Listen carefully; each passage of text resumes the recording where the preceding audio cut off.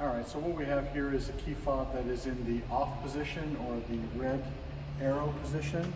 And as you can see with the red arrow, when you go to start the bike, it goes to look for the key fob or other sensor, doesn't see it, says sorry, no joy, and then shuts off.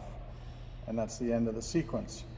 If you've got a dead key fob, or not a dead key fob, but a dead battery in your key fob, and you need to start the bike, and you don't have another battery to change or anything else, you can use the emergency method, which you take the key fob and you face it down, you put the top side down, and you face it up. You come over to the other side of the bike, onto the right-hand side, the left-hand side, and you put it at the rear fender sensor, and you turn on the bike. And you can see here that the bike is started. And that the key fob is still in the off position.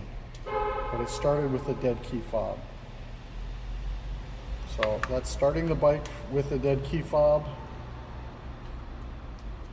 without any battery. Should work. It is a little finicky getting it underneath, but it's important that you put it face down.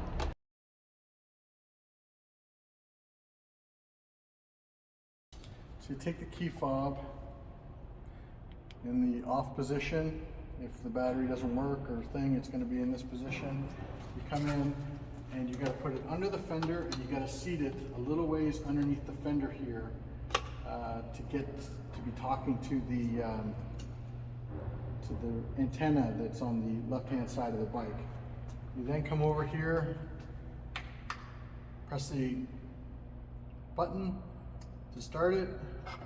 The bike turns on, you're into your session, and everything is working. And as you can see here, the bike is still in the off position. So that's how you would start it without the fob, or without a good battery in your fob if you had to. All right, that's it.